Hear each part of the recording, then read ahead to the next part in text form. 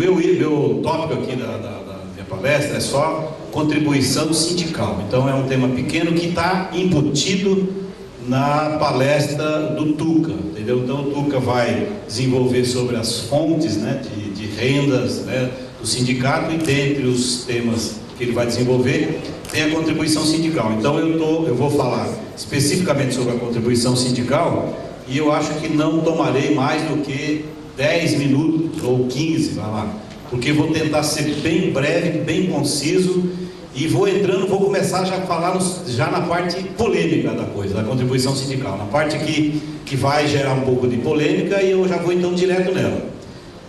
Primeiro é o seguinte, foi dito, e a gente tem bastante dúvida e questionamento, prefeitura, Estado, governo federal, o pessoal dando parecer, dizendo que estatutário, servidor público não tem que pagar a contribuição sindical. Então já vou começar por esse assunto polêmico. Pessoal, contribuição sindical, todos os servidores públicos, quer sejam estatutários ou seletistas, e todas o que participam de categoria econômica, categoria profissional e os profissionais liberais, todos têm que pagar a contribuição sindical. Então já vou começar desafiando por aí. O Ministério do Trabalho baixou algumas instruções normativas, baixou a instrução normativa número 1, depois foi revogada, depois foi represtinada, vigorou por 60 dias e atualmente não está em vigor, mas eu acho que não muda nada. Então, se você verificar a instrução normativa, você vai ver que tem a fundamentação dela, tem decisão do Supremo, tem fundamentação,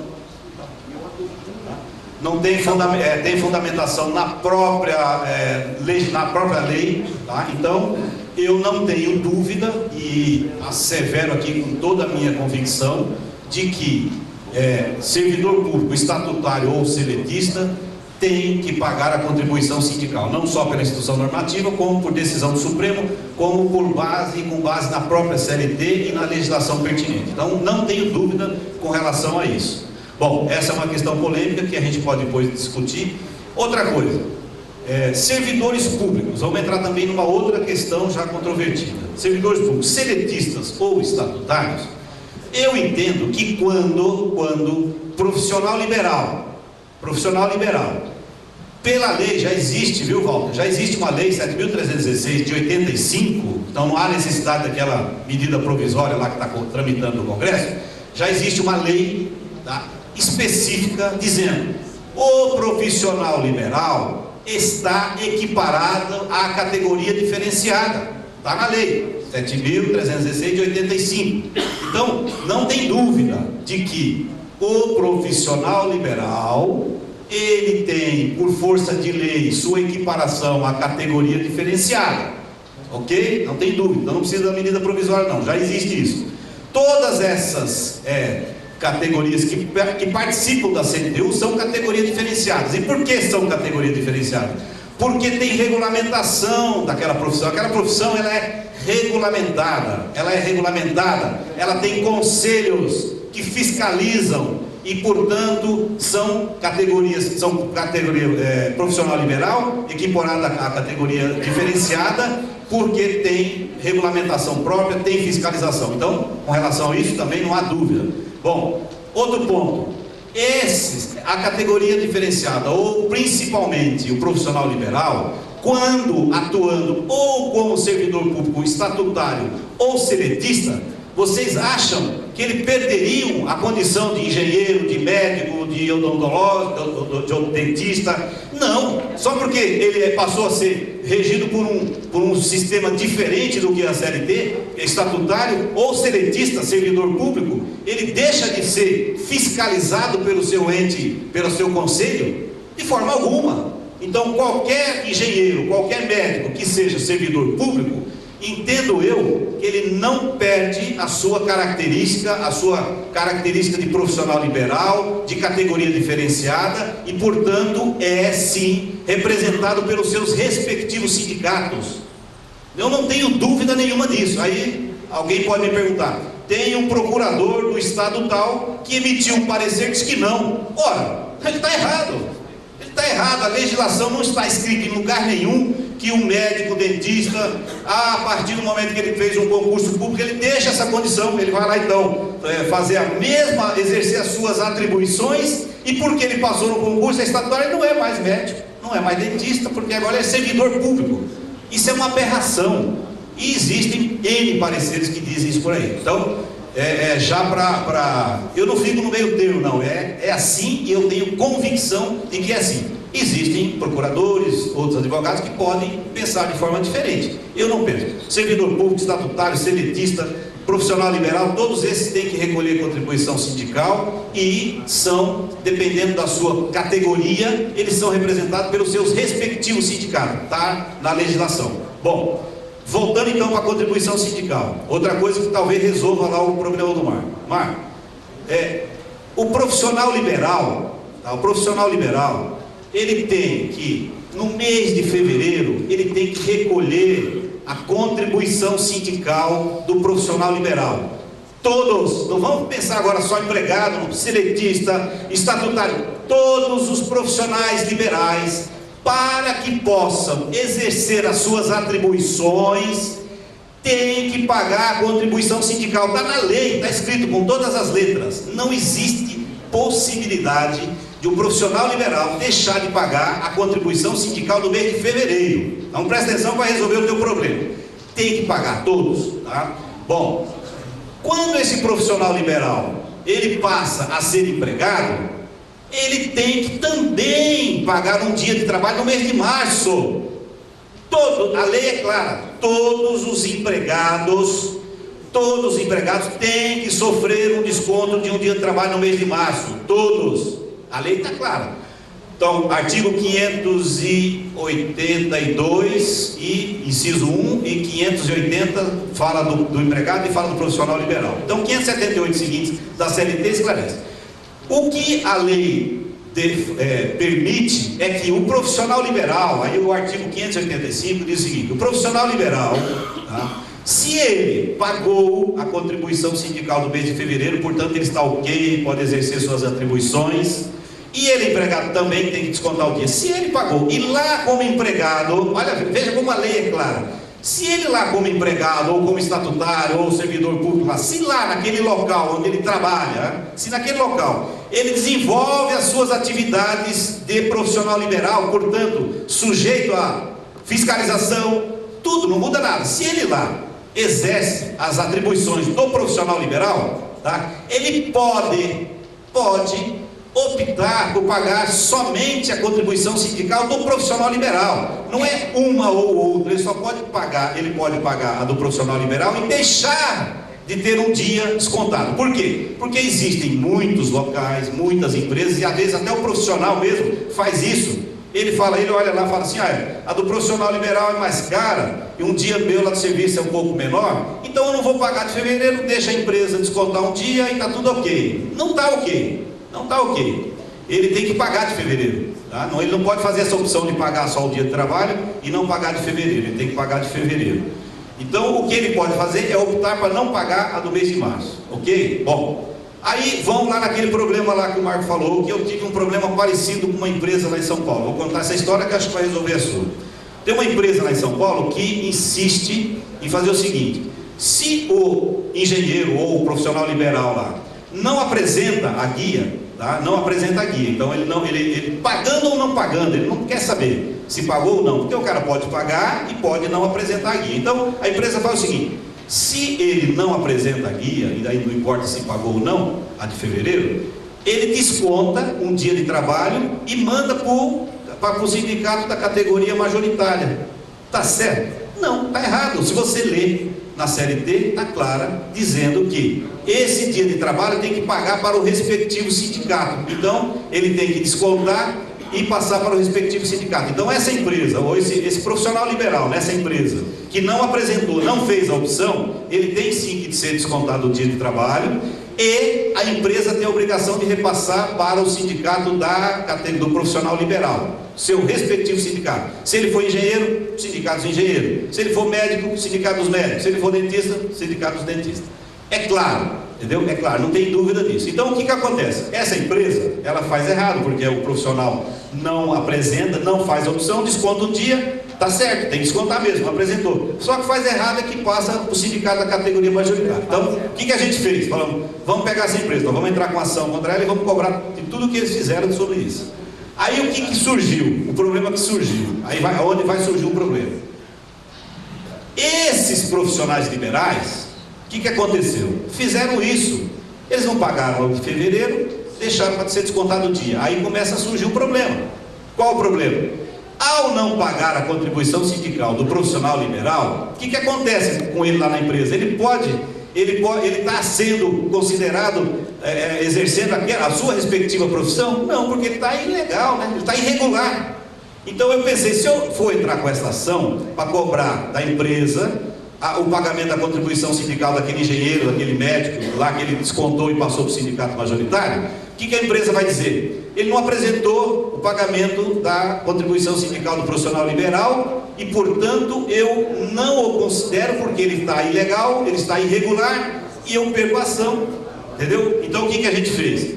Nós pegamos um grupo lá, falamos, você paga, o profissional liberal paga a contribuição em fevereiro, não apresenta para a empresa, deixa a empresa descontar, a empresa vai repassar para o majoritário, que ela já fazia isso normalmente, e nós vamos entrar com ação, tá? E vamos apresentar, olha aqui, eu paguei de fevereiro, portanto eu estou devidamente habilitado, só que eu não quis fazer opção. Se é opção do 585, eu não quero fazer e nós iríamos ganhar ação, certo? Correto. Preparamos tudo isso para entrar com ação. O que a empresa fez? Ficou insistindo com o profissional. Você pagou a de fevereiro? Não interessa. Não, mas eu quero saber. Senão eu vou descontar e vou mandar para o majoritário. Não, o que eu quero é isso mesmo. Eu quero que você desconte e mande para o majoritário. Porque na empresa eu sou engenheiro, eu sou médico. Eu quero que você mande para o majoritário, porque nós vamos entrar com ação. Então faça isso. O que a empresa fez? Insistiu. E aí ele acabou falando: paguei sim a contribuição sindical do profissional liberal, mas não vou fazer a opção. O que a empresa fez? Descontou um dia e passou para os sindicatos engenheiros. Porque aí ela ficou sabendo que ele havia pago a contribuição sindical do profissional liberal. Então o que acontece naquele teu caso lá? Se você realmente comprovar que pagou a contribuição profissional do profissional liberal, o que acontece? Você automaticamente faz a opção, não precisa ser descontado aquele dia do trabalho, você foge dessa discussão. Então, pessoal, eu acho que o que a gente tem que fazer é defender exatamente o que está na legislação. Todos, veja bem, então seria uma burrice nossa, uma falta de tática, entendeu? Questionar a empresa do pagamento do dia para o sindicato do profissional liberal. Por quê? Nós temos que dizer para o profissional: você tem que necessariamente pagar a contribuição sindical do profissional liberal em fevereiro. Por que não fazer a opção e não ter descontado o dia? Está resolvido o problema, nós não teremos problema em lugar nenhum. E isso serve também para o setor público. Nós tivemos um problema parecido no Mato Grosso do Norte, e o pessoal da assessoria jurídica lá do Estado, a princípio soltou uma instrução normativa dizendo exatamente isso: olha, os profissionais liberais ligados ao Estado que apresentarem até uma determinada data o pagamento da contribuição sindical não vai sofrer o desconto do dia. Então fez uma instrução correta.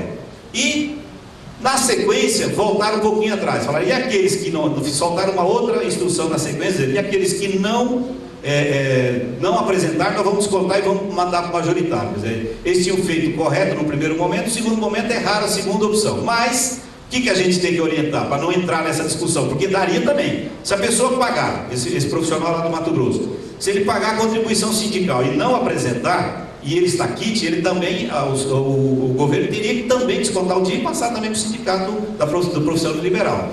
Mas nós orientamos para que evitasse esse problema. Se ele já está dizendo que aceita que você apresente a contribuição sindical do mês de fevereiro do profissional liberal, o problema está resolvido, porque não vai descontar e nem vai passar para o majoritário, entendeu? Então eu acho que nessa situação lá, se você que tentou lá fazer a guia, porque essa guia que você tentou fazer lá na Caixa, É a guia para o recolhimento de um dia de salário, que essa é uma guia diferente, porque a guia do profissional liberal, você pegar na caixa, todo mundo vai pegar lá, do engenheiro, do médico, do dentista, na caixa, e vai preencher com aquele valor informado pelas confederações, pelos seus sindicatos respectivos.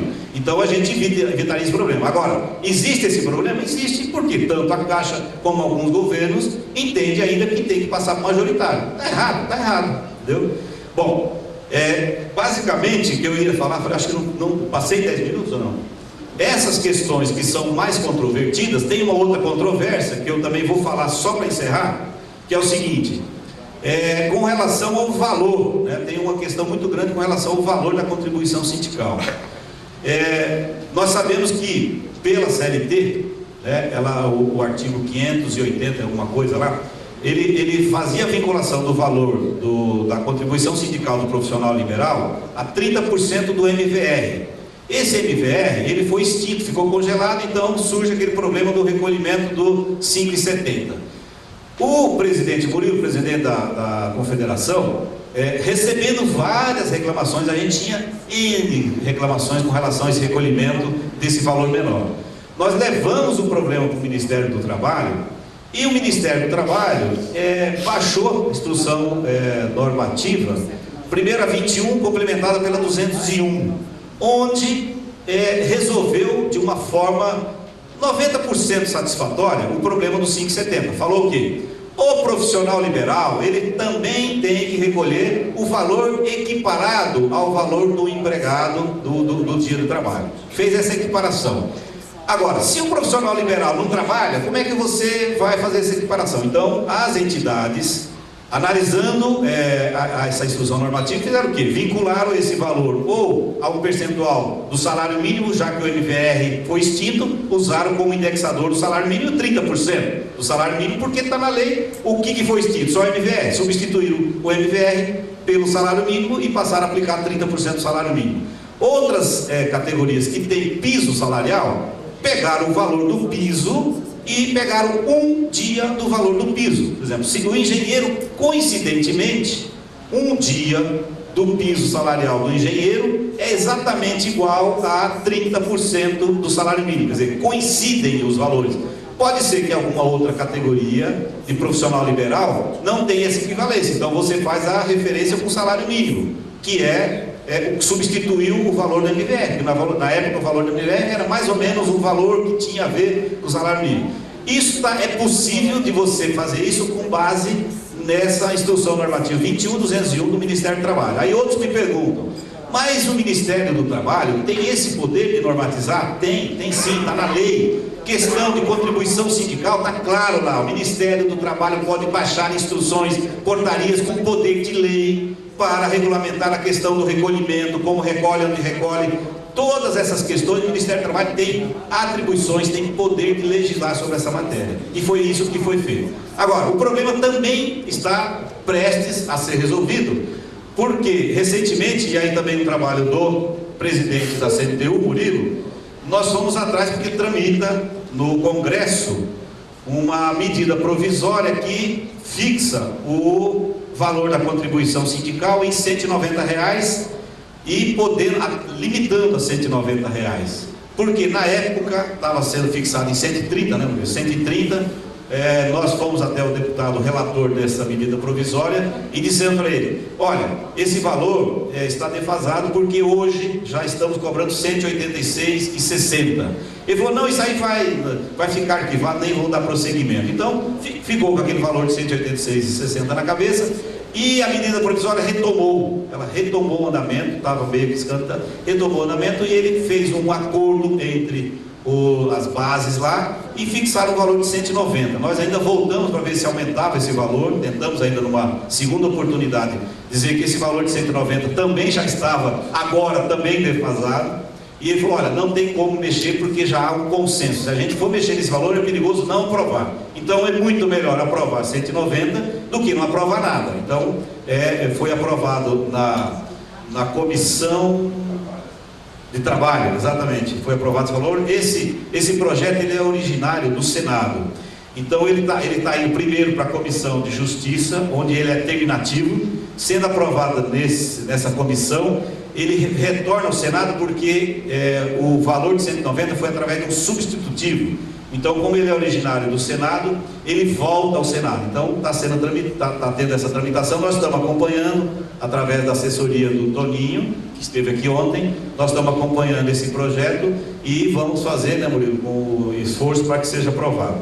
Pessoal, se passei dos 10 minutos foi pouco. Obrigado. Boa noite a todos.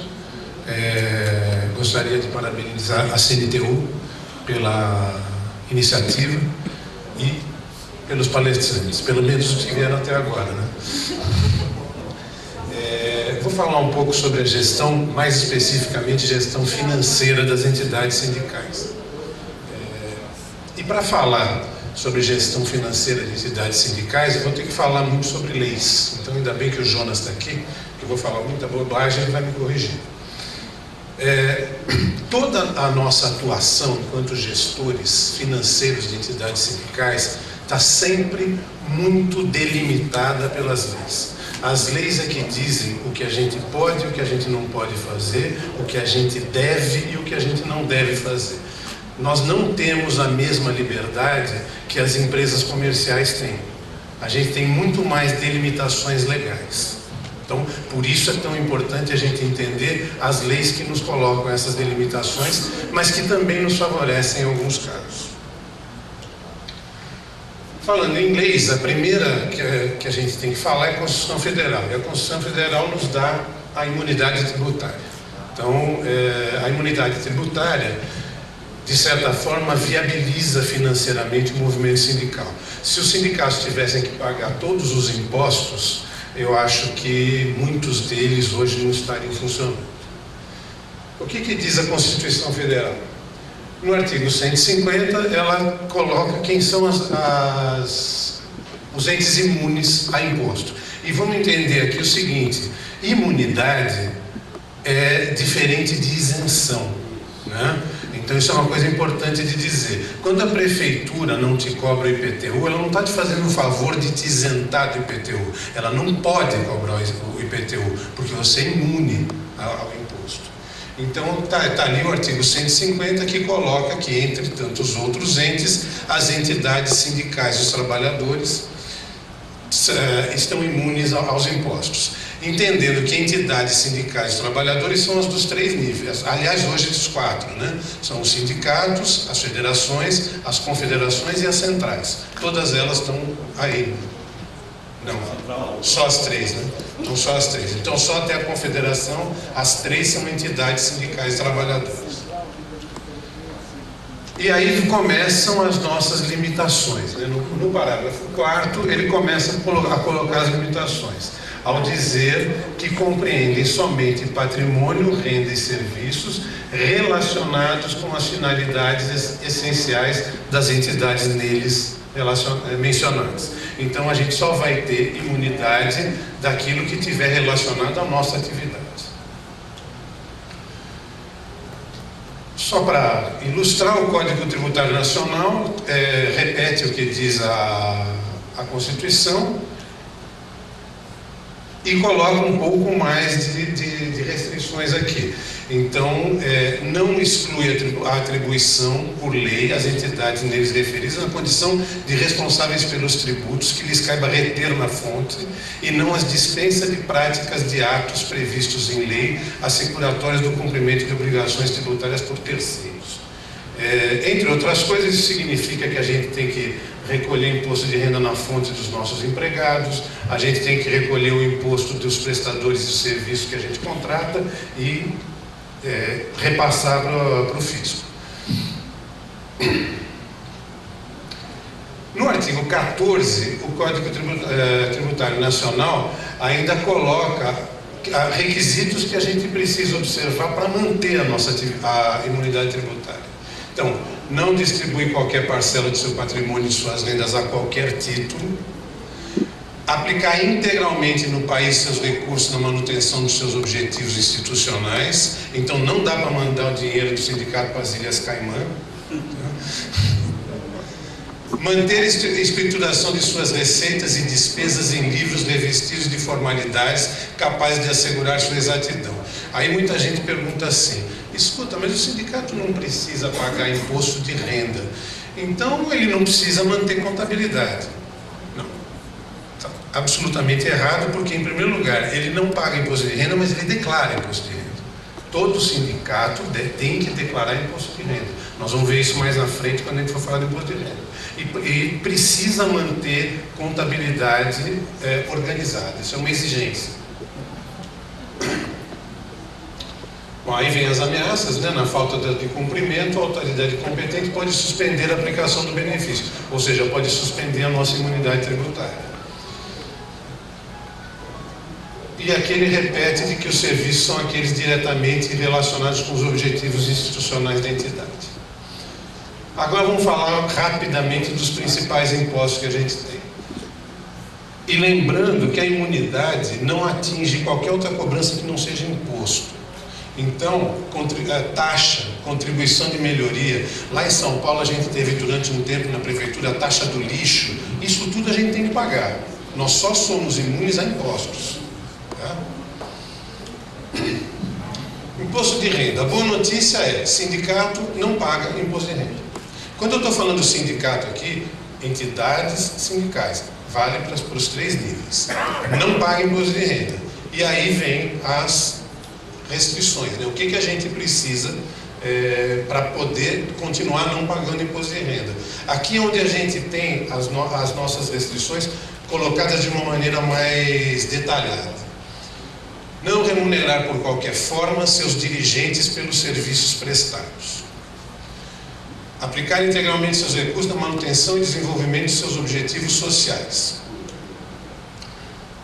Manter a escrituração completa de suas receitas e despesas em livros revestidos das formalidades que assegurem a respectiva exatidão. Ou seja, temos que ter contador para fazer isso. Tem que ter. Conservar em boa ordem, pelo prazo de 5 anos, contado a partir da data de emissão, os documentos que comprovam a origem de receita. Resumo, nós temos que manter os documentos da nossa movimentação financeira por 5 anos.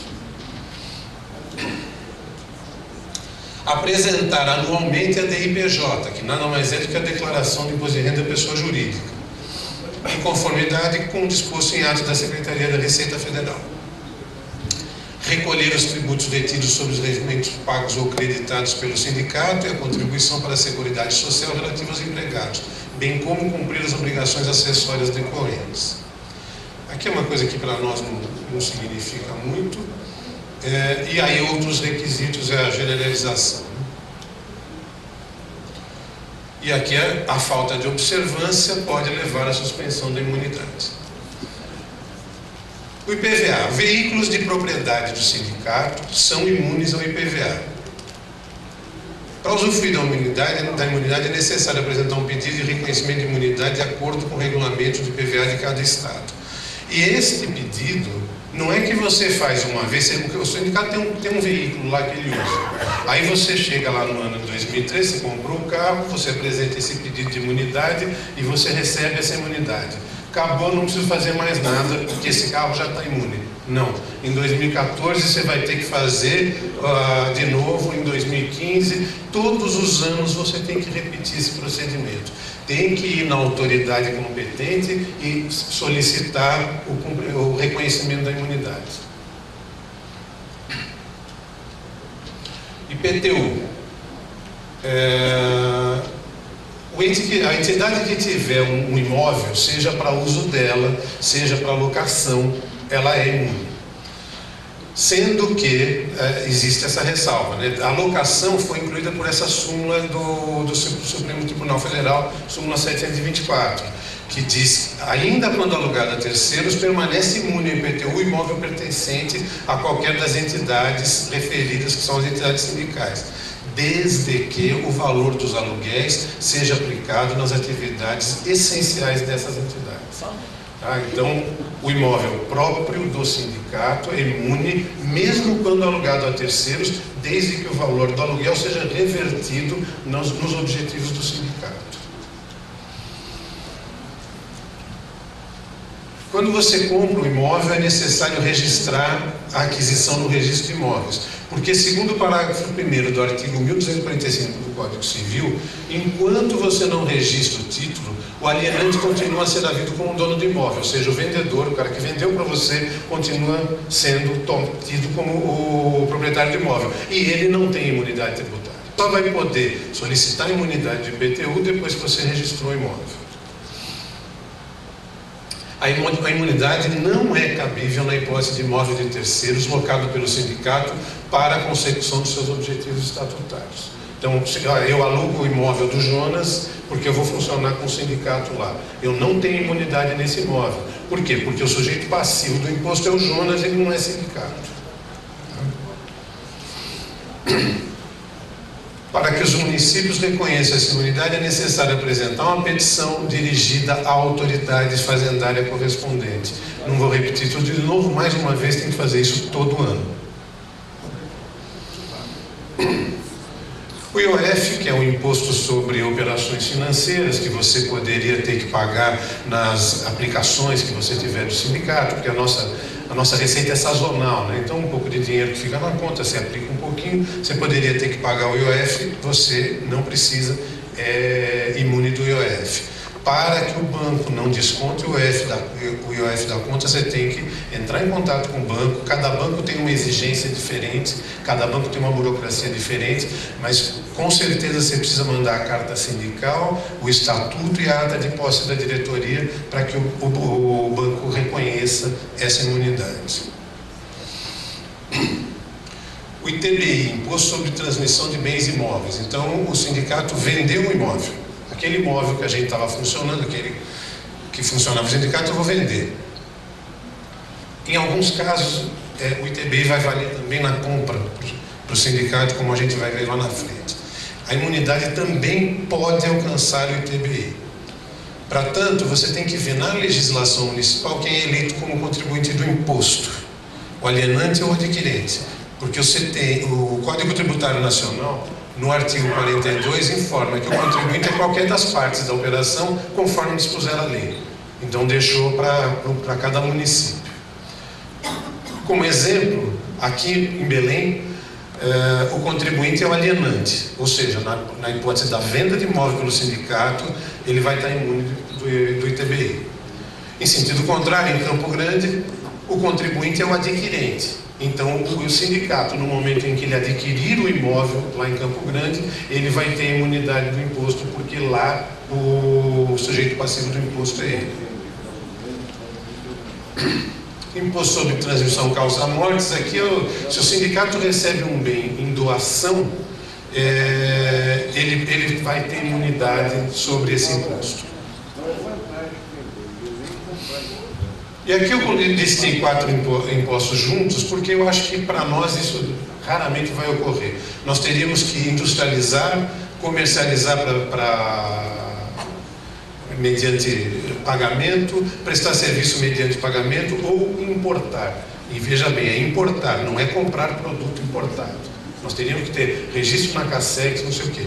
Acho que isso para nós não vai, dificilmente vai acontecer. Restituição de pagamentos indevidos. Eventual pagamento dos tributos que eu falei aí para trás, efetuados no quinquênio anterior ao formal reconhecimento da unidade, é passível de restituição. Então, eu paguei IPTU do meu imóvel, estou lá há 3 anos. Podemos ir atrás da prefeitura e pedir a restituição. Dentro do prazo de 5 anos, a gente pode pedir essa restituição. Bom, aí tem uma série de detalhes a respeito disso que eu não vou estar entrando agora, mas esse material vai estar disponível lá no site da CNTU.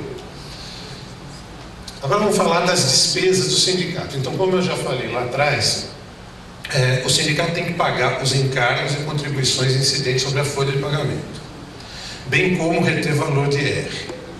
Na contratação de serviço de terceiros, ele tem que reter os impostos e taxas devidos pelo prestador e recolher de acordo com a legislação pertinente. Ou seja, com relação aos pagamentos que o sindicato faz, ele tem que recolher essas contribuições, esses impostos, da mesma forma que qualquer outra empresa. Por quê? Porque aí não cabe a imunidade, porque esses impostos estão incidindo sobre outras pessoas que não o sindicato.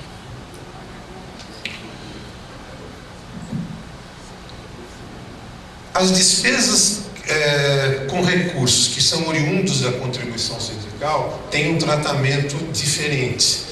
A CLT, no artigo 592, diz: a contribuição sindical, além das despesas vinculadas à sua arrecadação, recolhimento e controle, será aplicada pelos sindicatos na conformidade dos respectivos estatutos, visando aos seguintes objetivos. Então isso aqui significa o quê? Eu posso usar o dinheiro que eu recebi da contribuição sindical para administrar a própria contribuição sindical. Então, se eu for enviar guia de recolhimento de contribuição para os meus associados, eu tenho um custo para emitir as guias, para colocar no correio, etc. Essa despesa eu posso cobrir com o dinheiro da contribuição sindical. E mais, no caso dos sindicatos de profissionais liberais, todos esses objetivos que estão listados. A lei tem objetivos diferentes para sindicatos de profissionais liberais, para sindicatos de empregados, para sindicatos de autônomos. Eu coloquei aqui só a dos liberais, que é a que interessa para nós.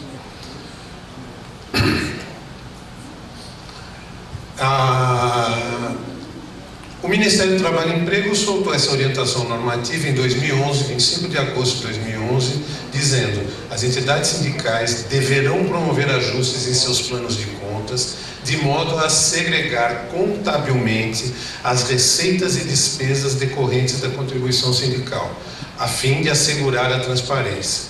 Então, qual era o objetivo aqui?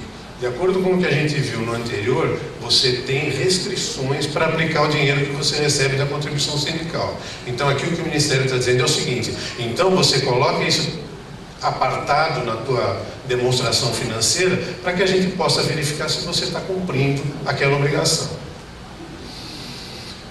Os ajustes a que se refere o artigo 1º devem ser adotados de forma facultativa a partir da publicação, que foi em agosto de 2011, e é obrigatório a partir de 1 de janeiro de 2012. Ou seja, já é obrigatório para todos nós ter receitas e despesas relacionadas à contribuição sindical segregadas nos nossos demonstrativos.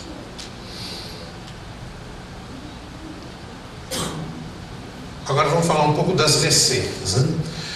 Boa parte do que eu coloquei aqui na contribuição sindical já foi brilhantemente falado pelo Dr. Jonas aqui, então eu vou pular muita coisa aqui em função disso, né?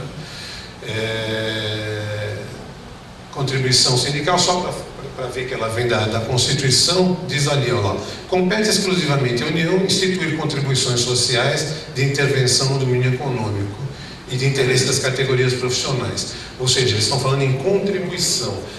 Ou seja, o termo imposto sindical não existe mais. O imposto sindical não existe. O que existe é a contribuição sindical. E no nosso caso, contribuição sindical urbana. Aí estamos entrando naquilo que o Jonas falou, né? Tudo isso daqui são coisas sobre as quais o Jonas já discorreu aqui, então eu vou pulando. Eu queria só falar desse artigo 584. Servirá de base para o pagamento da contribuição sindical pelos agentes ou trabalhadores autônomos e profissionais liberais a lista de contribuintes organizada pelos respectivos sindicatos e, na falta destes, pelas federações ou confederações coordenadoras da categoria. Ou seja, quem vai dizer quem tem que pagar a contribuição sindical somos nós. Tá? Aí vem aquela coisa de que tem que pagar as duas contribuições, mas que pelo artigo 585 pode optar pelo pagamento da contribuição sindical unicamente a do profissional liberal, como o Jonas disse. Você não pode pagar só de empregado, você pode pagar só de profissional liberal.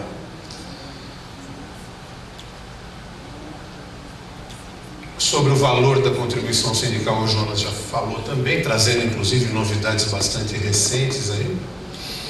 E aí vem aqui: como receber a contribuição sindical? Quem pode receber contribuição sindical é só a Caixa Econômica Federal, urbana. A rural é o Banco do Brasil, mas no nosso caso, a urbana é só Caixa Econômica Federal. Então, nós temos que receber através da Caixa Econômica Federal.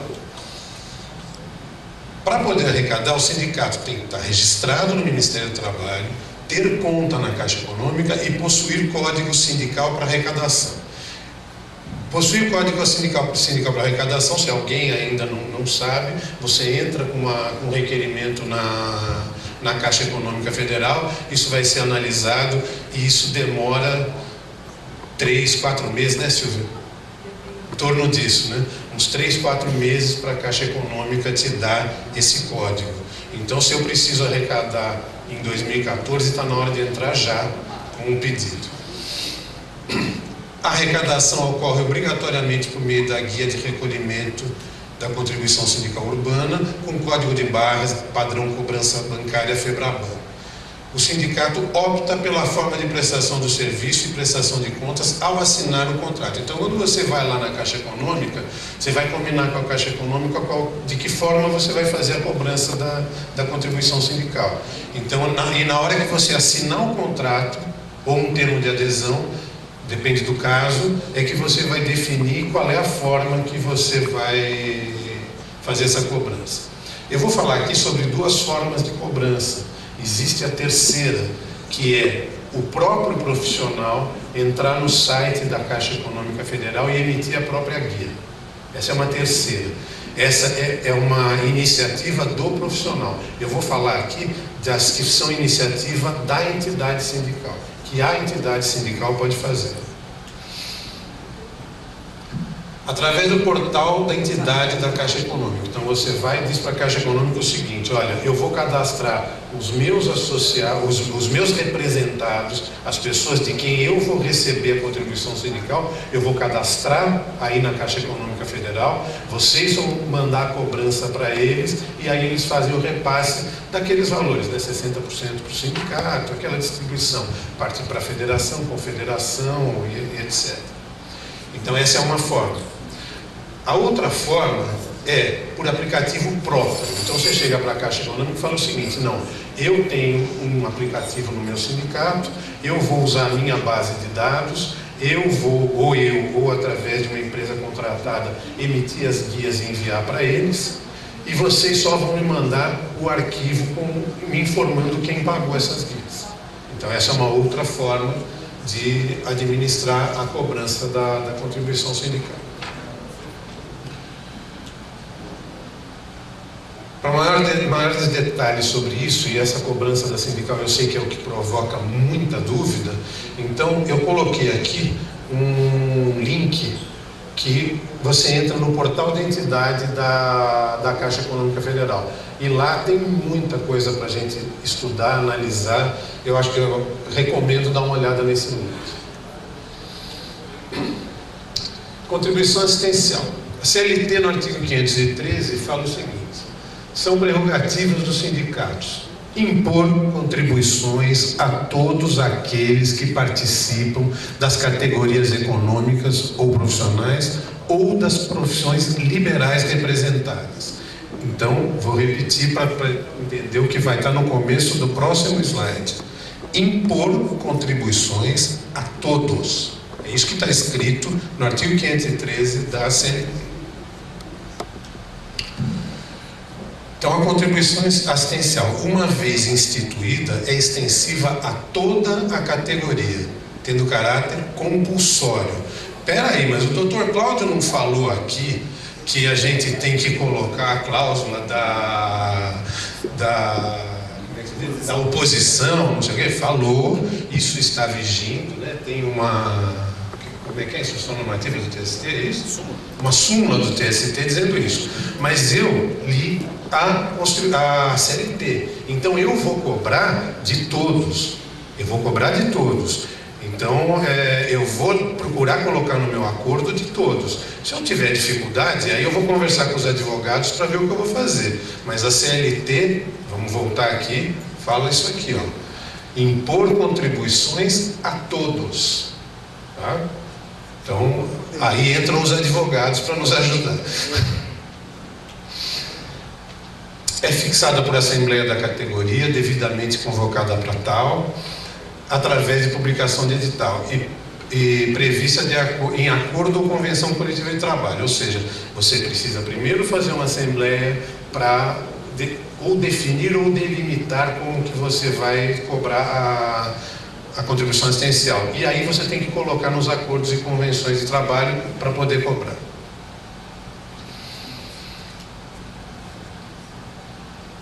A empresa vai descontar dos empregados em conformidade com o acordo, com a convenção ou com a sentença e vai repassar para o respectivo sindicato. Para operacionalizar o recebimento dessa contribuição, você pode mandar um boleto de cobrança. Não mais aquele da Caixa Econômica Federal, agora inclusive nem precisa ser pela Caixa Econômica, pode ser por qualquer banco. Você manda para a empresa um boleto e diz para a empresa o seguinte: você tem aí 4 engenheiros, você recolhe a contribuição sindical dos 4, soma esse valor e coloca nesse boleto, vai no banco e paga. Então essa é uma forma de operacionalizar a cobrança da contribuição sindical. Assistencial, desculpe. E a contribuição associativa está baseada no artigo 8º, que é livre a associação profissional ou sindical. Ela deve ser paga somente pelos associados do sindicato, essa sim, só pelos associados. E você tem que definir o valor e a forma de pagamento de acordo com o estatuto do sindicato e envia essa cobrança para os associados. Você pode administrar essa cobrança por sistema próprio ou por aplicativos oferecidos pelos bancos, aí vai depender muito do número de associados que você tem. Para quem tem número pequeno de associados, pode ser melhor usar um aplicativo oferecido pelo banco. Para quem tem um número grande de associados, aí é melhor usar um sistema próprio. Benefícios. Aí muita gente pergunta para mim assim, mas espera um pouquinho, quanto que o sindicato ganha para oferecer benefício para os seus associados? A minha resposta é nada. Em dinheiro, nada. O dinheiro que fica para o sindicato de um plano de saúde, de um plano odontológico, de um convênio ou qualquer coisa assim, é o dinheiro necessário para administrar esses próprios benefícios. Porque o sindicato, ao oferecer um benefício para o associado, ele precisa oferecer esse benefício com um diferencial. Vamos usar o exemplo, que é o mais comum, do plano de saúde.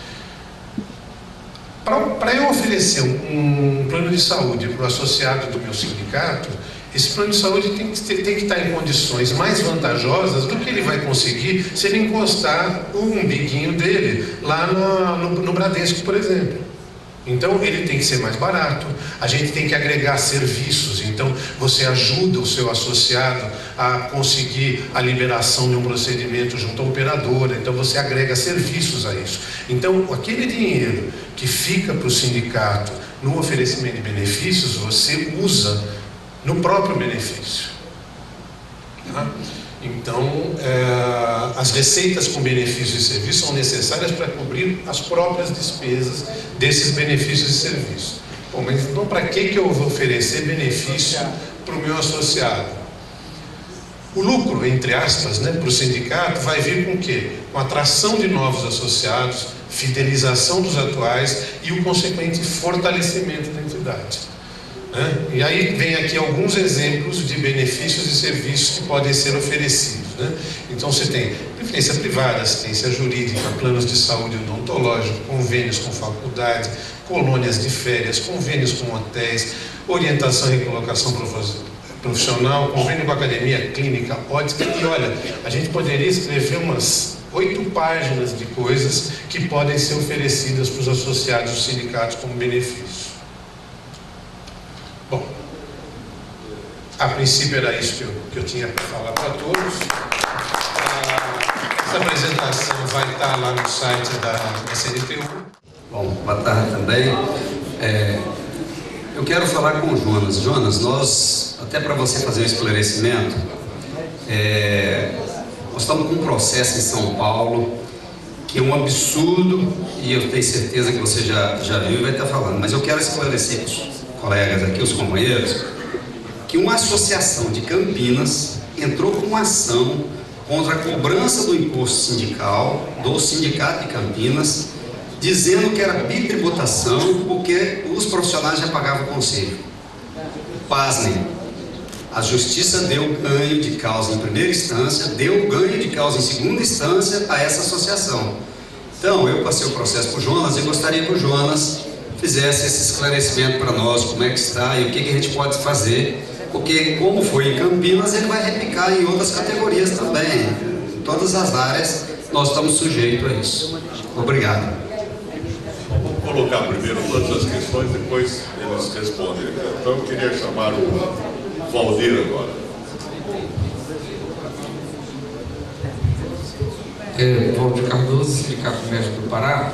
São duas perguntas. Você não falou, esqueci teu nome, Tuca, você não falou sobre a contribuição confederativa.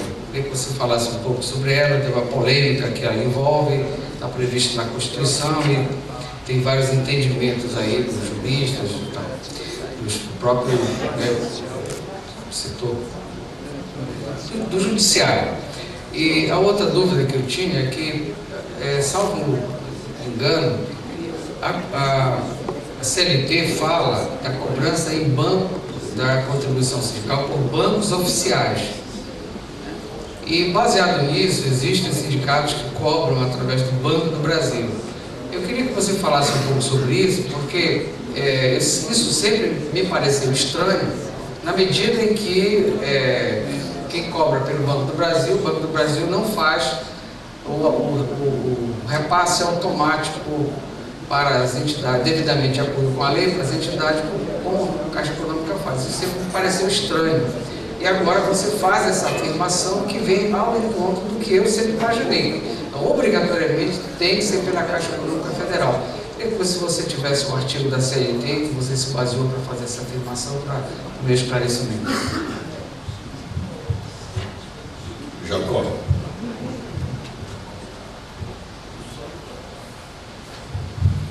Boa tarde, gente. Esses dois assuntos, todos abordados, o assunto abordado pelo Jonas e pelo Francisco, Tuca, né? Francisco, né? São assuntos, assim, muito empolgantes, né? Que envolvem muita discussão, e a gente percebe como, muitas vezes, as nossas próprias assessorias não têm um domínio adequado dessas questões.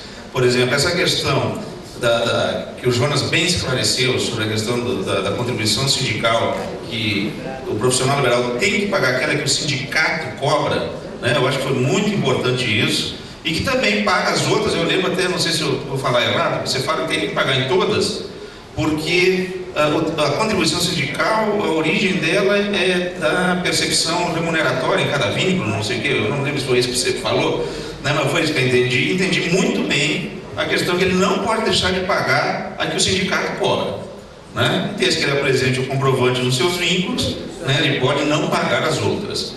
Bom, então acho que isso foi. Então eu fui aprender isso com o Jonas há pouco tempo. Levei para a nossa assessoria jurídica em Minas, até ficamos em algum momento de fazer uma reunião conjunta, né, Jonas? Mas eu quero passar, Jonas, um negócio que a gente já conversou, e aqui, Murilo, eu acho que nós temos que centrar a CNTU nesse assunto, né? Porque isso envolve perda de patrimônio para os sindicatos, para as federações e para a confederação. É dito, que eu entendi, eu passei 9 anos como diretor financeiro do Sindicato dos Médicos de Minas Gerais, que é obrigação legal dos sindicatos fazerem a cobrança. Mas a obrigação legal de fiscalizar, que faz parte da lei que cria os conselhos profissionais, é dos conselhos.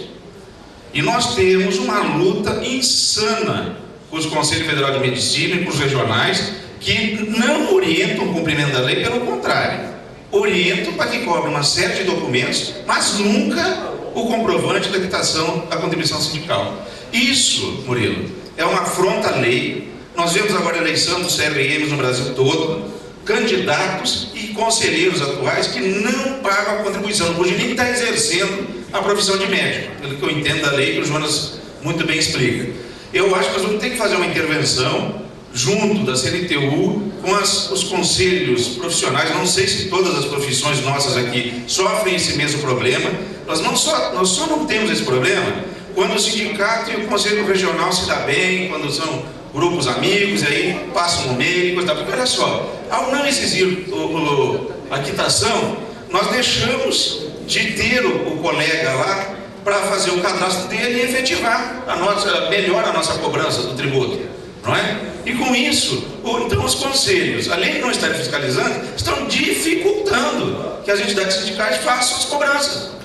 E isso nós estamos perdendo patrimônio, isso é um absurdo, nós temos que resolver esse assunto, né? Quer dizer, nós não queremos que os conselhos nos passem os meios dele, não precisa, basta que eles fiscalizem o pagamento, porque aí o colega vai ter que ir lá no sindicato pagar, para pegar a guia, levar no conselho, quando vai fazer o seu registro profissional, quando vai atualizar cadastro, quando vai fazer outras coisas. Então, Jonas, eu queria que abordasse essa questão e, Murilo, como que a CNTU pode ajudar a performance de cobrança dos sindicatos melhore e, portanto, as arrecadações das federações e das confederações. Para o Francisco, desculpa, eu estou tentando ser bem objetivo.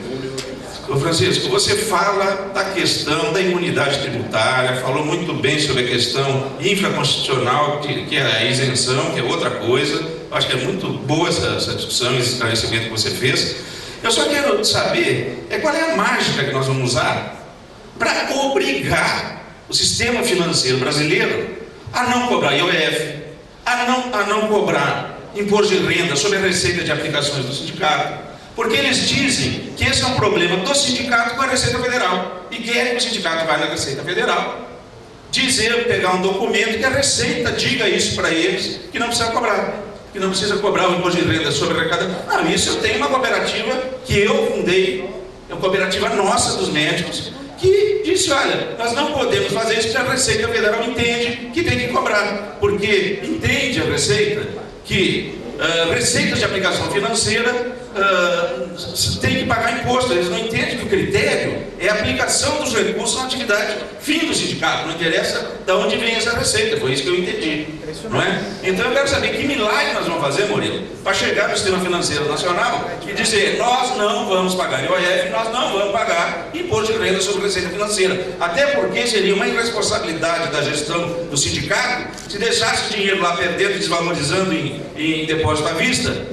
né? Seria irresponsável de perder de novo valores ao não aplicar os recursos para que tenha mais receitas, para que possa fazer mais movimento sindical. Então são as duas questões que eu queria colocar. Muito bem colocado. Volta.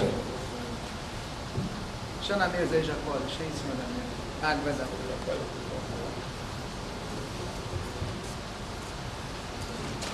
Walter, do Sindicato de Nutricionistas da Bahia. Uma pergunta é para o Tuca. Você falou de alguns impostos, mas eu queria que você me esclarecesse que eu ouvi falar também que o TFF, que é a taxa de fiscalização e funcionamento, também tem imunidade, né? Eu ouvi essa informação.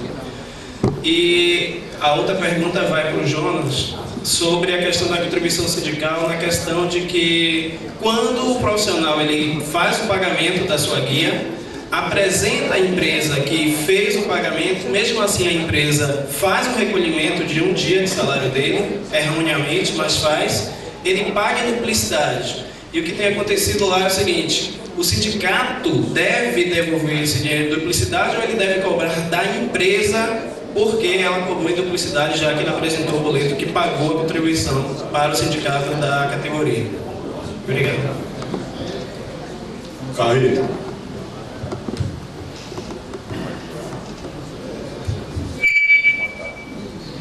Bom, já boa noite. Meu nome é José Carrijo, eu sou diretor financeiro da FIO e suplente aqui na CNTU. Ô Jonas, eu vou botar um pouquinho mais de pimenta nesse negócio. Porque essa é uma... dentro de 3 minutos. Porque essa é uma área, eu considero essa área nossa, dessa falta de regulamentação clara nessa área sindical, um pântano. Que cada cabeça de juiz interpreta, os procuradores jurídicos dos municípios, dos estados interpreta de outra forma e por aí vai. Porque eu acho que falta clareza nessa questão. Você quer ver uma situação? A contribuição sindical, ela tem natureza tributária, não tem?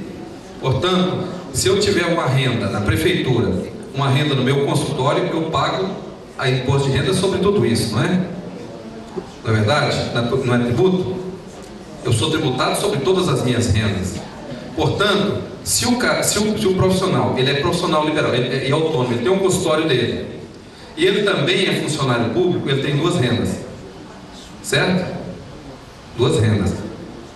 Por que ele pode optar, se ele tem duas rendas? Ele teria que pagar pelas duas, se for seguir o raciocínio da Receita Federal. Percebe? Ele teria que pagar. Ele não teria que optar, não. Ele teria que pagar a contribuição profissional liberal e a contribuição enquanto servidor público, porque são duas rendas e duas fontes diferentes. Percebe o que eu estou falando? Não é simples essa questão. Então, eu estou falando de acordo com a natureza tributária. Então, isso acontece demais. E outra coisa, nós temos um acordo coletivo com o SESI, lá em Goiás. Aí nós conseguimos, com muita luta, eu ia fazer essa pergunta hoje, que acabei não fazendo, conseguimos uma coisa muito inusitada. O SESI não queria fazer acordo coletivo com a gente, eles fizeram uma ação global. Vocês não querem conversar com a gente? Então nós alugamos, mandamos rodar 10 mil panfletos, passamos de ultraleve na ação global, distribuímos, jogamos um panfleto lá em cima, no outro dia chamou a gente para conversar. Aí saiu o acordo coletivo. Só que tem o seguinte, aí eles descontam um dia. Aí a nossa contribuição sindical, às vezes ela pode ser, em algumas situações ela foi a maior, em outras a menor. Só que o SESI está nos repassando. Quando ele nos repassa a mais, o que a gente faz? O profissional já pagou a que a gente enviou, né? E o SESI descontou e enviou para a gente. Aí você devolve, se for a menos, o dentista tem que complementar, se for a mais, o sindicato tem que devolver. Percebe como é que é a situação? Então, está claro o que eu estou querendo dizer? O SESI desconta a contribuição sindical do dentista.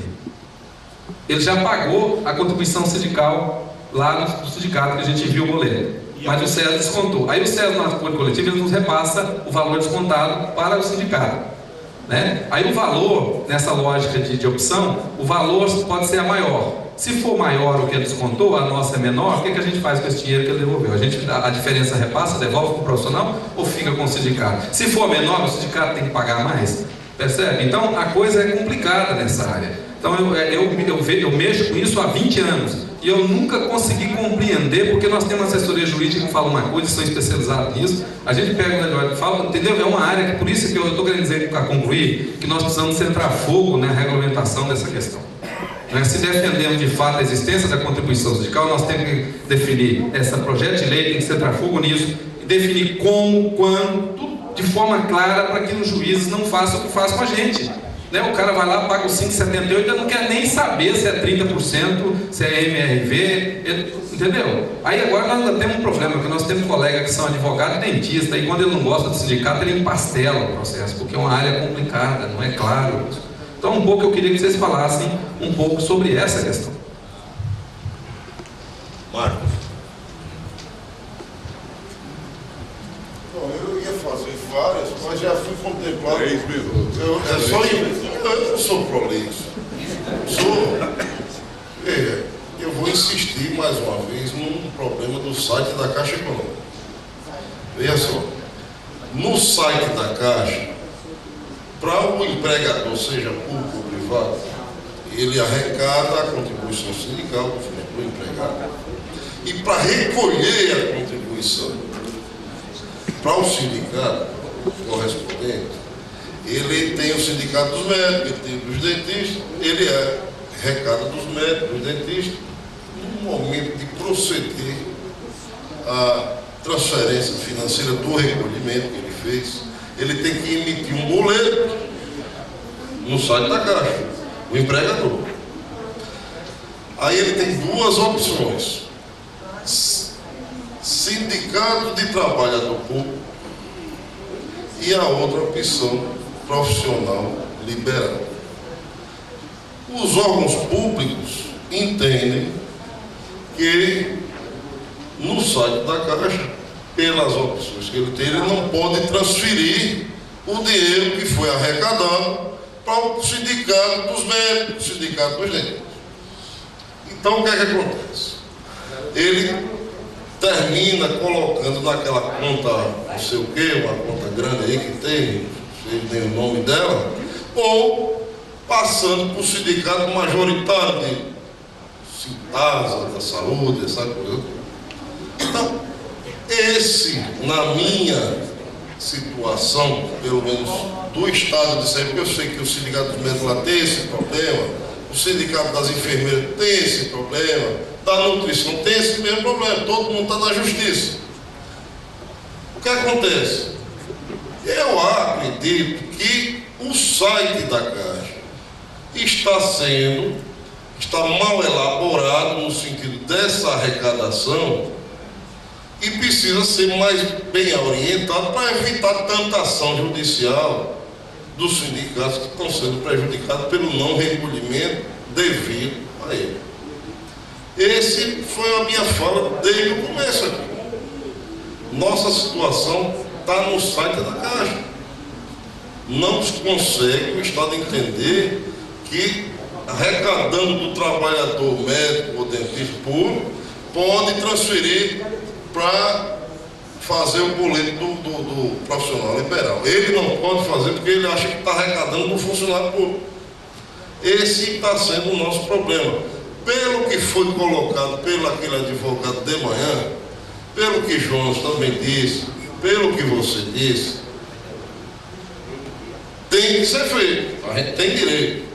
Então, esse embrolho da metodologia da arrecadação, da maneira que o Ministério do Trabalho colocou no site da Caixa, está sendo a fonte dos nossos problemas. E é isso que eu estou insistindo, que deve ser revisto e proposto uma alteração mais explicativa, mais clara, para acabar com essa confusão, porque ele disse, eu não faço porque não consigo. Uma das coisas que eu gostaria de perguntar ao Tuca, quando você falou a respeito das contribuições devidas ao sindicato, então existe uma contribuição, se chama contribuição associativa, que é aquela que é descontada quando existem as convenções coletivas de trabalho. Não. Associativa que cobra do associado do sindicato. Não, assistencial. Assistencial, troquei as bolas, desculpe. Então, essa contribuição.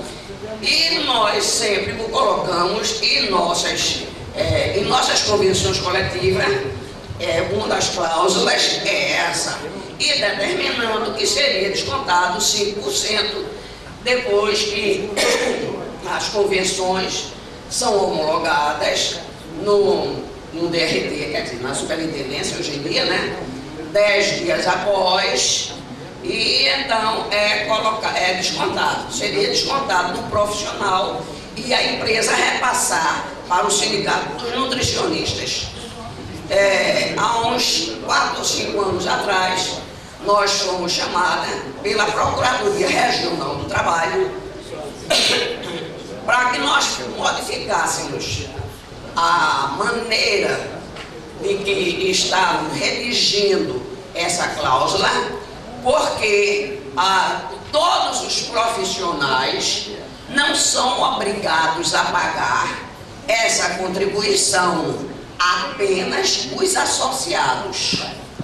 Eu pergunto a você, dizendo que isso era através de uma instituição normativa, apenas eu pergunto a você, mas todos os profissionais não recebem o aumento?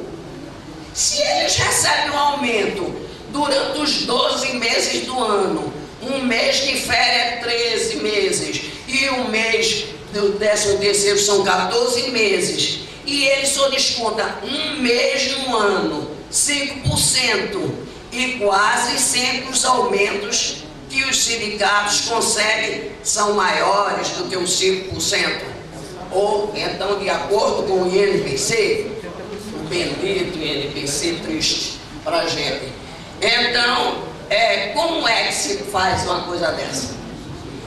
Outra também, que na ocasião que nós fomos chamados, fomos com o advogado do Sinange e com o advogado do SINOSP, o Sindicato de Medicina de Grupo, o Sindicato de Medicina de Hospitais, né, o Sindicato de Hospitais, com o advogado deles, justamente por isso. Além dela, também a contribuição confederativa, que também é determinada em assembleia da categoria, e um percentual, e a mesma coisa foi dito, só ser de direito dos associados. Aqueles que não são associados não têm direito a pagar, mas têm direito a receber. Então, vamos lá, rapidamente. A pergunta do Morizete e do Jacó é mais ou menos parecida, né, Morizete? É com relação à fiscalização. Veja bem, a fiscalização do pagamento da contribuição sindical é sim feita também pelos conselhos que têm atribuição legal de fiscalizar o pagamento e exigir o pagamento na hora de emitir ARTs, e todos os trabalhos prestados pelo Conselho são imprescindíveis que se apresente o pagamento da contribuição sindical. Está na CLT, no artigo 585, 599 e 608. O Ministério do Trabalho reforçou isso através da nota técnica 201. Fala assim, item 3, em face dos prazos legais para o recolhimento da contribuição sindical, os conselhos de fiscalização de profissões devem encaminhar até o dia 31 de dezembro de cada ano às confederações representativas das respectivas categorias ou os bancos, relação dos profissionais nela registrada com os dados que possibilitam a identificação dos contribuintes para fim de notificação e cobrança. 4. Sempre que a fiscalização dos respectivos conselhos vier a encontrar no curso de qualquer diligência algum profissional liberal inadimplente com o recolhimento da contribuição sindical obrigatória, deve ser apresentada denúncia ao órgão regional do Ministério do Trabalho e Emprego para as devidas providências. 5. De acordo com o artigo 599 da CLT, é prerrogativa dos conselhos de fiscalização de profissões a aplicação da penalidade de suspensão do registro profissional aos profissionais liberais inadimplentes com a contribuição sindical obrigatória antes ou após qualquer providência tomada pelo Ministério do Trabalho. Ok? Então, é uma nota técnica que reproduz, a nota técnica reproduz quase que ipsis literis o que está no artigo 585, 509 e 608 da CLT. Só foi reforçada porque caiu no esquecimento, entendeu? Então o Ministério do Trabalho, dentro daquele poder normativo, reescreveu o que já está escrito na lei. Então Mas não é bom reforçar que a nota tem força de lei? Tem fogo? Não, isso que eu ia reforçar. Além disso, instrução normativa do Ministério do Trabalho com relação à contribuição sindical tem força de lei. Quer dizer, é duplamente legislado essa questão, tanto na CLT quanto na instrução normativa, que tem força de lei. Esclarecendo porque havia dúvida com relação a isso. Então, essa sua dúvida foi respondida nessa nota técnica. Então, com relação à pergunta do Jacó e do Morizete, é isso, né? Aí você falou do desempregado, no caso do profissional liberal ou o empregado? Em condição algum trabalhador, ele está isento de pagar imposto. Não, a contribuição sindical, se ele está desempregado, ele deixa de pagar aquela do empregado, porque aquela lá, o fato gerador é o fato de você estar empregado. Então, se você não está empregado, não incide aquele fato gerador, então não paga.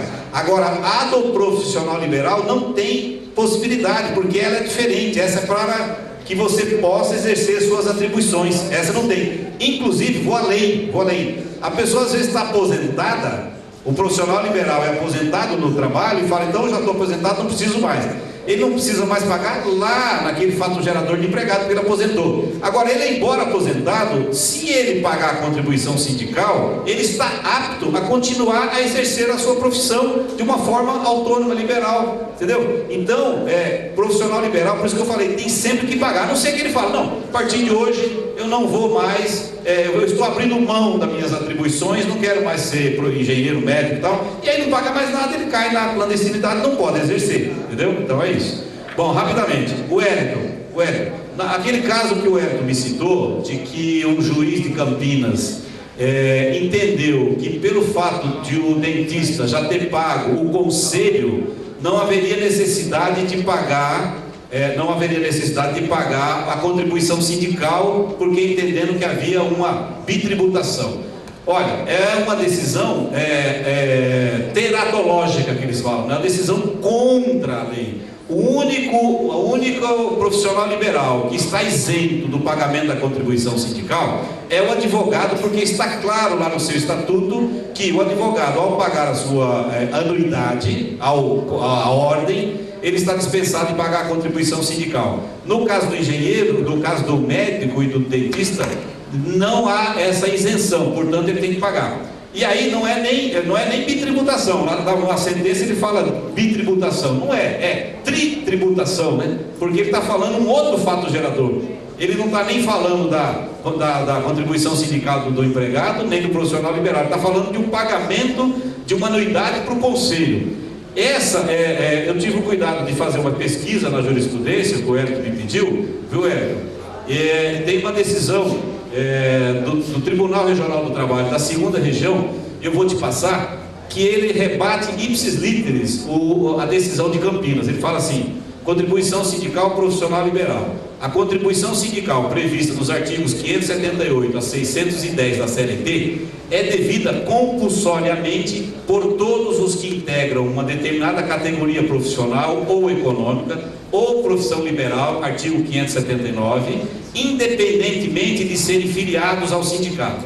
O pagamento da anuidade relativa ao Conselho Regional de Odontologia não dispensa a anuidade, não dispensa a ré de recolher as contribuições sindicais compulsórias, porque são recolhimentos de natureza jurídica diversa. Isto porque a contribuição junto ao órgão de classe está relacionada ao registro do profissional e viabiliza o exercício legal de sua atividade, artigo 3º da Lei 4.324/64, o que não se confunde com a contribuição compulsória paga por aqueles que integram determinada categoria profissional, inclusive a dos profissionais liberais autônomos. Ademais, ao contrário do que dispõe o Estatuto dos Advogados, a legislação específica dos cirurgiões dentistas não prevê a isenção da contribuição sindical na hipótese de pagamento de anuidade ao órgão de classe. Recurso do sindicato autor provido. Então, no caso dessa decisão de Campinas, você tem 2 fundamentos legais para entrar com recurso de revista para o TST, que decisões conflitantes com regionais, né? Então essa decisão é conflita com a de Campinas, a de São Paulo, tá? E violação legal. Então você tem os 2 fundamentos do cabimento do recurso de revista que estão preenchidos, o recurso de revista sobe tranquilamente, o TST resolve isso, ok? Walter, você me disse naquele caso que você citou aqui, não é duplicidade de pagamento, tá? Não é duplicidade de pagamento, porque eu disse que são 2 fatos geradores. Então não é duplicidade de pagamento, é erro no procedimento da empresa. Se a pessoa pagou a contribuição sindical do profissional liberal, apresentou na empresa e a empresa descontou, não é duplicidade, é erro do procedimento da empresa. Então você tem que pedir a devolução para a empresa. Depois tem um outro caso que foi falado de erro, que foi o Carrijo. Quando existe duplicidade de pagamento, não é isso, hein? Tá? Duplicidade de pagamento, aí você tem que fazer um pedido administrativo para o Ministério do Trabalho, não é o sindicato que tem que devolver. Se há duplicidade de pagamento da mesma contribuição sindical, existe um procedimento administrativo no Ministério do Trabalho que você pede a devolução. O Ministério do Trabalho verifica se houve realmente duplicidade. Por exemplo, você recebeu a guia do sindicato, pagou, aí chegou de novo no escritório, você esqueceu, pagou de novo. Isso é duplicidade, porque é a mesma contribuição, o mesmo fato gerador. Aí sim você tem que entrar com pedido de devolução no Ministério do Trabalho. Aquela questão de diferença de valor que o sindicato devolve, isso é uma prerrogativa de o sindicato fazer por liberalidade. A gente, em alguns casos, que nós cobrávamos um determinado valor e o empregador descontou um valor maior e a pessoa fez a opção de um pagamento único do profissional liberal, então não deveria ter sido descontado lá. Então a gente, por liberalidade, desconta a diferença quando aquele valor é a maior, mas aí é uma liberalidade, não é obrigação de fazer essa devolução, ok? Deixa eu ver, acho que acabei. Valdir, contribuição confederativa. Eu realmente não falei, peço desculpas, não falei sobre a contribuição confederativa, mas aí o Jonas pode até me ajudar. A coisa está meio tranquila, né? Estrada pavimentada, de que a contribuição confederativa só pode ser cobrada de associado. Né? A confederativa só pode ser cobrada de associado. Porque aí tem a jurisprudência do Supremo, a súmula 666, que ele falou aqui de manhã. Aliás, o número da súmula é sugestivo. Então a gente acaba não utilizando, né? O sindicato não deve utilizar a confederativa, por quê? Porque é um tiro no pé. Quando você cobra a confederativa, o que você faz? Você penaliza o teu associado e deixa livre quem não é associado. Então o cara fala assim, então é melhor eu não ser associado do sindicato. Então a melhor coisa a fazer com relação à confederativa é não utilizar a confederativa. Isso vale para a Zaida também, tá, Zaida? O Valdir falou também do fato da contribuição ser cobrada através da Caixa Econômica Federal. Qual é o artigo da CLT? Eu não sou advogado, não decoro os artigos da CLT, então me coloco à disposição para depois fazer uma pesquisa e te responder. Tá? Jacó falou do IOF e do imposto de renda. Concordo, seria uma irresponsabilidade não aplicar. Você recebe todo o dinheiro da contribuição sindical no começo do ano. Você vai usar ao longo do ano, então você tem um caixa durante esse período. Aí você vai deixar o dinheiro parado. Eu, se fosse associado desse sindicato, eu ia reclamar. O que vocês estão fazendo com o meu dinheiro? Então você tem que aplicar. Agora, eu aí desconheço essa dificuldade do banco reconhecer. Eles têm burocracias que você tem que cumprir para que eles reconheçam a tua imunidade, mas a partir do momento que você faz tudo o que eles solicitam, eles não descontam mais, nem o IOF e nem o imposto de renda. O IOF, inclusive, passou recentemente por uma reformulação, porque eles tinham criado como é que se diz? Um fantasma jurídico, aí um espantalho jurídico, que era dizer assim, olha, a entidade sindical, você cobra alíquota zero. Então, em vez de reconhecer que era imune, eles cobravam com alíquota zero. Mas isso já recentemente foi corrigido. Eles já reconhecem a imunidade. Então é uma questão de ir no banco, ver qual é o procedimento. Agora, se não conseguir, aí temos que recorrer para os advogados para fazer alguma coisa no sentido desse reconhecimento. Tá? Walter, taxa de funcionamento e fiscalização. É taxa, nós não temos imunidade à taxa. Tem que ser pago. A nossa imunidade é só a impostos. Tá? Marcos, site da Caixa Econômica. Se eu entendi, o que você está dizendo é que a empresa pública não consegue emitir no site a guia para fazer o recolhimento para o nosso sindicato. Desconheço, né? Vou até dar uma olhada no site, porque nunca me deparei com esse problema, mas a sugestão que eu deixo é a seguinte: encaminha a guia, emite a guia, encaminha para a empresa e fala, recolhe através dessa guia. O valor da guia?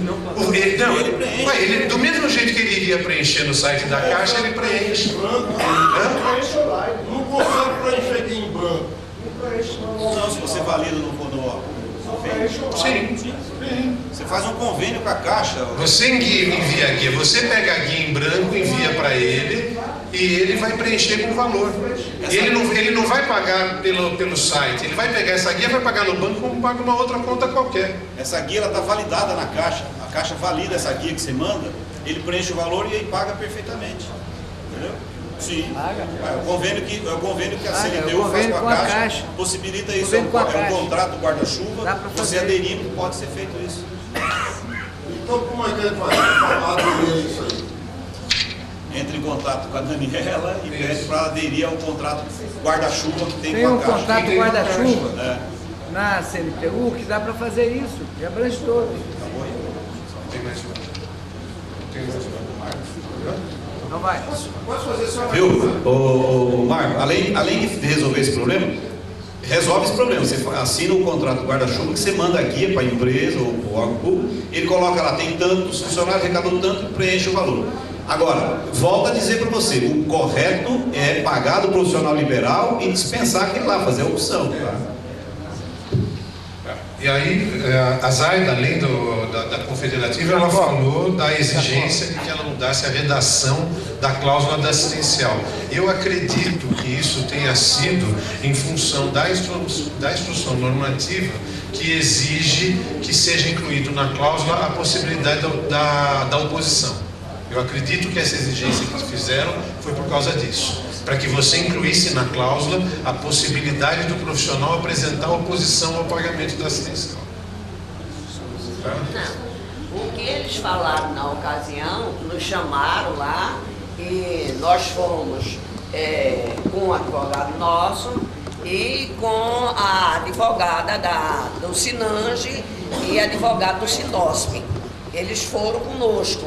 Inclusive, a advogada do Sindosp estava muito admirada do fato de eles estar fazendo essa exigência para o sindicato dos nutricionistas de que essa taxa só fosse recolhida para aqueles que fossem associados.